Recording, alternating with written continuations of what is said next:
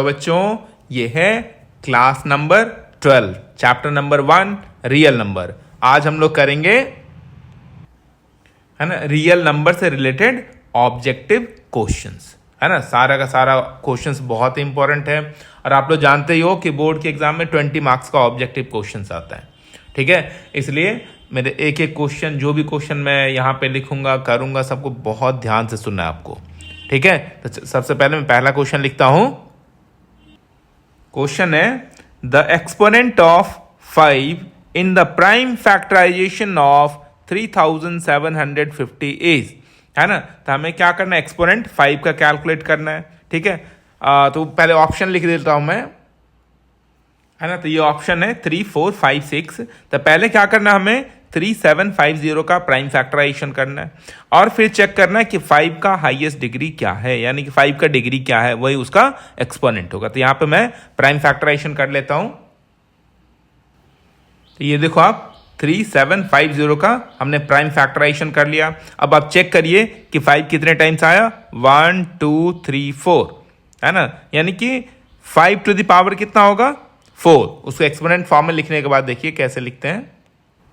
तो exponent form में लिखने के बाद देखिए कितना आ गया, 5 टू द पावर 4। तो यही क्या है, एक्सपोनेंशियल फॉर्म, यही क्या है, इसका एक्सपोनेंट है, ठीक है। तो ऑप्शन क्या आ गया आपका, बी, ठीक है। तो ये आ गया ना आपको अच्छे से समझ में। अब हम लोग करते हैं नेक्स्ट क्वेश्चन। नेक्स्ट क्वेश्चन है the sum of the exponents of the prime factors in the prime factorization of 196। कहता है 196 का प्राइम फैक्टराइजेशन करिए, सेम ऐसे ही करना है। उसमें फिर उसके एक्सपोनेंट का सम निकालना है। जैसे यहाँ पे देखिए, यहाँ पे कितना 4 है, यहाँ पे कितना 1 हो गया और यहाँ पे 1। तो इसके एक्सपोनेंट को ऐड करिए, 4 + 1 मीन्स 4 + 1 + 1 कितना आ गया, 6 आ गया, है ना। इस तीनों को ऐड करने से 6 आ रहा है, ठीक है। तो वैसे यहाँ पे क्या करना है, हमें 196 का पहले प्राइम फैक्टराइजेशन करना है, फिर एक्सपोनेंशियल फॉर्म में लिखना है, फिर उसके एक्सपोनेंट को ऐड करना है। तो इसका ऑप्शन हमें मिल जाएगा, ठीक है। मैं यहाँ पे साइड में करके दिखाता हूँ आपको। तो यहाँ पे देखो 196 का प्राइम फैक्टराइजेशन कर लिया। अब उसको क्या करना है, एक्सपोनेंशियल फॉर्म में ऐसे लिखना है। 2 आया है 2 टाइम्स, तो 2 टू द पावर 2 लिखेंगे। 7 आया है 2 टाइम्स, तो 7 टू द पावर 2 लिखेंगे। तो ये हमारा क्या हो गया, एक्सपोनेंशियल फॉर्म में कन्वर्ट हो गया। अब उसके एक्सपोनेंट्स, यानी कि ये जो डिग्री है ना, पावर है ना, उसको ऐड कर लीजिए। 2 + 2 कितना हुआ, 4। तो ऑप्शन क्या है, सी। ये आ गया ऑप्शन सी। अब करते हैं हम लोग नेक्स्ट क्वेश्चन। अब नेक्स्ट क्वेश्चन है मेरे बच्चों, if 2 positive integers m and n, मान लो कोई भी 2 नंबर हमारे पास m और n है, are expressible in the form m = p की cube and n = p cube q square, where p and q are prime numbers, then HCF for m n, है ना। तो m और n का HCF कितना होगा, उसने देखिए यहाँ पे क्लियर दिया है। ये है आपका एक्सपोनेंशियल फॉर्म ऑफ m और ये आ गया आपका एक्सपोनेंशियल फॉर्म ऑफ n। उसका क्या चाहिए, हमें HCF निकालना है। तब आप लोग जानते हैं कि इसका HCF कैसे निकलेगा, सिंपल, मतलब m को उसने क्या किया, फैक्टराइज करके एक्सपोनेंशियल फॉर्म में आपको दे दिया है, n को भी वैसे फैक्टराइज करके एक्सपोनेंशियल फॉर्म में लिख दिया है, ठीक है। तो आपको करने की जरूरत नहीं है। इसी दोनों नंबर में से हमें क्या करना है, इसी दोनों नंबर से हमें HCF कैलकुलेट करना है। तो आप लोग जानते ही हैं कि HCF कैसे कैलकुलेट होता है। पहले क्या करेंगे, दोनों में जो कॉमन नंबर है, जैसे P और P मिल रहा है, तो लोएस्ट डिग्री वाले टर्म को लिखना है ना। यहाँ पे देखिए HCF जो मैं लिख रहा हूं, तो जैसे इस दोनों में क्या है कि कॉमन नंबर और लोएस्ट डिग्री टर्म लिखना है। तो P मिल रहा है, P क्यूब यहाँ पे है और P टू द पावर 1 यहाँ पे है। तो लोएस्ट डिग्री टर्म तो ये है ना, तो यहाँ पे क्या आ जाएगा, HCF में P आ गया। अब Q वाले को भी कंपेयर करिए, यहाँ पे Q टू द पावर 3 है, यहाँ पे Q to the power square है, तो ये कम हुआ ना, है ना। तो यहाँ पे तो Q वाले टर्म में ये वाला हमारा कॉमन फैक्टर लेना है, ठीक है। ये 2 है, तो कितना आ गया हमारे पास, पी क्यू स्क्वायर। तो HCF कितना आ गया, पी क्यू स्क्वायर। तो कौन सा ऑप्शन मिल रहा हमें, बी, है ना। Very simple. अब हम लोग चलते हैं नेक्स्ट क्वेश्चन की तरफ। क्वेश्चन है if HCF of 26, 169 = 13 and LCM of 26, comma 169 equal to what. हमें क्या दे रखा है, एचसीएफ दे रखा है, तो एलसीएम निकालना है। और एचसीएफ कितने नंबर का है, ये 2 नंबर, ये 26 और 169 का एचसीएफ है हमारे पास 13, तो एलसीएम निकालना है। तो हमारे पास क्या है, ये पहला नंबर आपका ए हो गया, दूसरा नंबर ये बी हो गया, ये एचसीएफ हो गया, तो एलसीएम निकालना है। तो आप लोग रिलेशन तो जानते ही होंगे, ए बी और उसके एलसीएम और एचसीएफ के बीच में क्या रिलेशन होता है, मैं लिख देता हूं। ये रहा मेरे बच्चों, ए दे रखा है, बी दे रखा है, ये ब्रैकेट के अंदर है ना, पहला वैल्यू ए होगा, दूसरा वैल्यू आपका बी होगा, और ये क्या है, एचसीएफ दे रखा है, तो हमें एलसीएम निकालना है। तो ए बी और एलसीएम और एचसीएफ के बीच में क्या कनेक्शन है, ये रिलेशन होता है A into B equal to LCM into HCF. हमें निकालना कि एलसीएम, तो एलसीएम बराबर कितना हो जाएगा, एलसीएम इक्वल टू कितना हो जाएगा, A into B divided by HCF. ये आ गया है ना, एलसीएम इक्वल टू दिस। अब इसमें क्या करिए, ए बी और एचसीएफ तीनों का वैल्यू डाल दीजिए। ये रहा, इसमें सारा वैल्यू डाल दिया है ना, ए का, बी का और एचसीएफ का। तो अब यहां पे देखिए 13 2 जा, ये कैंसिल हो गया है ना। अब 169 को 2 से मल्टीप्लाई करिए, तो इसको मल्टीप्लाई करने से क्या आंसर आ गया, 338। तो ऑप्शन क्या है हमारा, सी। ठीक है, ठीक है, तो आंसर आ गया सी। अब हम लोग करते हैं नेक्स्ट क्वेश्चन। अब देखिए नेक्स्ट क्वेश्चन है, the total number of factors of a prime number. तब आप लोग जानते हो मेरे बच्चों कि प्राइम नंबर किसे कहते हैं, है ना, जिसके ओनली 2 फैक्टर्स होते हैं, 1 एंड इटसेल्फ।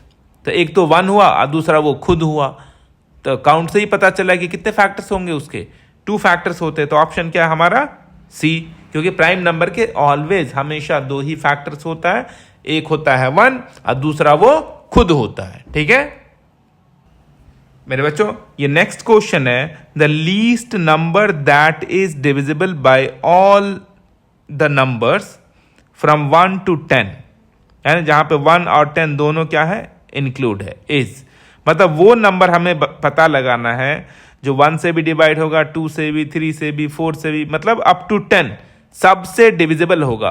तो वो कौन सा नंबर होता है जो 1 से लेके 10 तक के सारे नंबर से डिविजिबल होगा, तो वो उस 10 नंबर का क्या होगा, एलसीएम होता है वो। तो क्या करना है, 1 से लेके और 10 तक सारे नंबर का प्राइम फैक्टराइजेशन करिए और फिर उसका एलसीएम निकालिए। तो यहां पे बच्चों देखो आप लोग कि 1 से लेके 10 तक का सबका हमने क्या किया, जिसका प्राइम फैक्टराइजेशन होता है उस सबका कर लिया।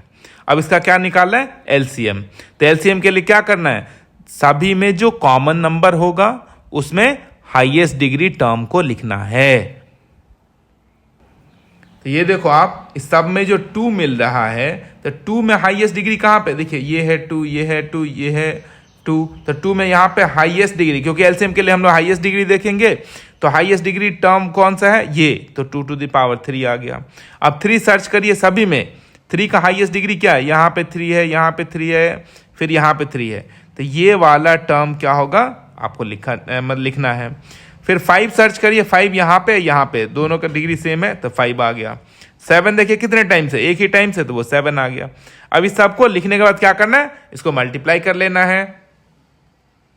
तो इसको मल्टीप्लाई करने से कितना आ गया, 2520, है ना। ये कितना देगा, ये हुआ 8, ये है 9, ये है 5, ये है 7, सबको मल्टीप्लाई करने से 2520। तो ऑप्शन क्या आ गया हमारा, डी।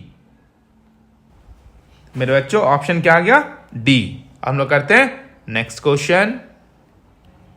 नेक्स्ट क्वेश्चन है, the LCM and HCF of 2 rational number are equal, then the number must be. देखिए 2 नंबर है, उसका एलसीएम निकाला, दोनों नंबर का हमने क्या किया, एचसीएफ निकाला, दोनों क्या है, आपस में इक्वल है ना। तो वो कौन सा नंबर है, वो दोनों नंबर या तो प्राइम है या को प्राइम है या कंपोजिट है या इक्वल है। तो 4 ऑप्शन में से कौन सा होगा। जब भी कोई 2 प्राइम का आप क्या करोगे, एलसीएम एचसीएफ निकालोगे, दोनों अलग होगा, है ना, आप कैलकुलेट करके चेक कर सकते हो। को प्राइम का भी सेम, दोनों का क्या होगा, जैसे 2 को प्राइम नंबर लीजिए, उसका एलसीएम निकालिए, एचसीएफ निकालिए, दोनों अलग होगा। कंपोजिट के साथ भी वही है, तो सिर्फ किसका हो सकता है एलसीएम और एचसीएफ मतलब सेम, जब वो दोनों नंबर सेम हो, यानी कि दोनों नंबर क्या होना चाहिए, इक्वल होना चाहिए। जैसे 14 लीजिए और दूसरा नंबर भी 14 ही लीजिए, उसका आप एलसीएम निकालिए, एचसीएफ निकालिए, दोनों सेम आएगा। कोई भी मतलब सेम नंबर ही दोनों हो सकता है। जब भी दो नंबर आप डिफरेंट लोगे ना, तो हमेशा क्या होगा, उसका एलसीएम अलग आएगा और एचसीएफ अलग आएगा। सिर्फ इक्वल नंबर का ही एलसीएम और एचसीएफ इक्वल होता है। ठीक है, तो ऑप्शन क्या है हमारा? डी। हाँ, नेक्स्ट क्वेश्चन है the ratio of LCM and HCF of the least composite number and least prime number is. हमें क्या करना है? लीस्ट कंपोजिट नंबर लेना है, लीस्ट प्राइम नंबर लेना है, उसका क्या करना है? एलसीएम निकालना है, उसका एचसीएफ निकालना है, फिर उसका रेशियो कैलकुलेट करना है। तो आप लोग जानते हो कि लीस्ट कंपोजिट नंबर कौन सा होता है? वो है 4, और लीस्ट प्राइम नंबर क्या होता है? वो है 2। तो 4 और 2 का हम लोग एलसीएम निकालेंगे, फिर उसका एचसीएफ निकालेंगे, फिर उसका रेशियो निकालेंगे। तो देखिए करते कैसे हैं। ये रहा, देखो मेरे बच्चों कि लीस्ट कंपोजिट नंबर क्या है? 4 है। 4 का हमने क्या किया? प्राइम फैक्टराइजेशन करके एक्सपोनेंशियल फॉर्म में लिख लिया। लीस्ट प्राइम नंबर क्या है? वो है 2। अब इस दोनों का क्या करना है? इसका और इसका एलसीएम और एचसीएफ कैलकुलेट करना है। तो एचसीएफ कितना होगा? देखिए दोनों में हमें क्या करना है? लोअर डिग्री वाले टर्म लिखना है, कॉमन है ना, ये कॉमन नंबर लोअर डिग्री वाले टर्म। तो किस यहाँ पे कितना 1 है, तो कितना हो गया? 2 टू द पावर 1, यानी कि 2 आ गया इसका एचसीएफ। अब निकालना हमें एलसीएम।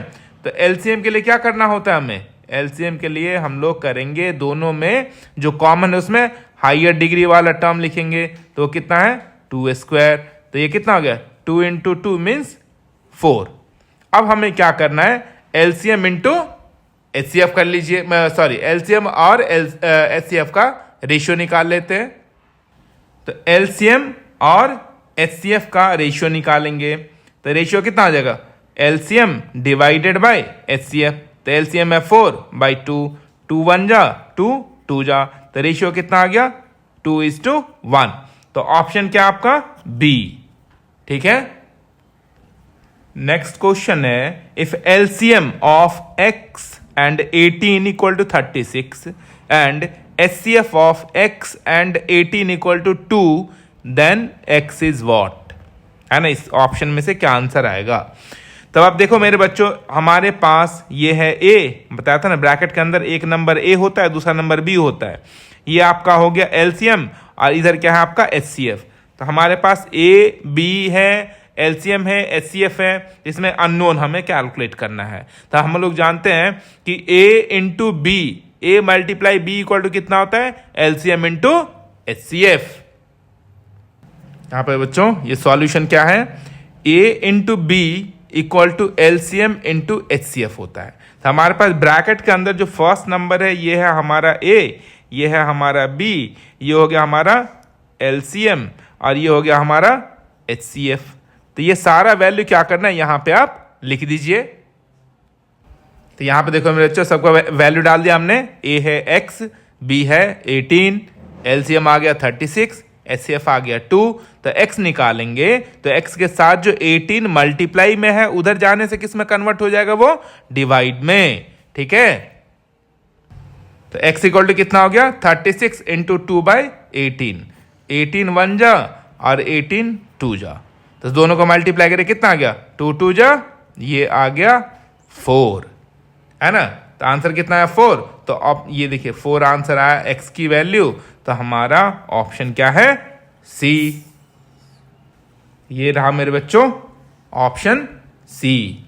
तो चलिए आज के लिए इतना ही रखते हैं, और हम लोग नेक्स्ट क्लास में और भी ऑब्जेक्टिव्स होगा तो वो, या नहीं तो केस स्टडी बेस्ड क्वेश्चन हम लोग करेंगे। ठीक है, तो चलिए तब तक के लिए बाय बाय, खुश रहिए।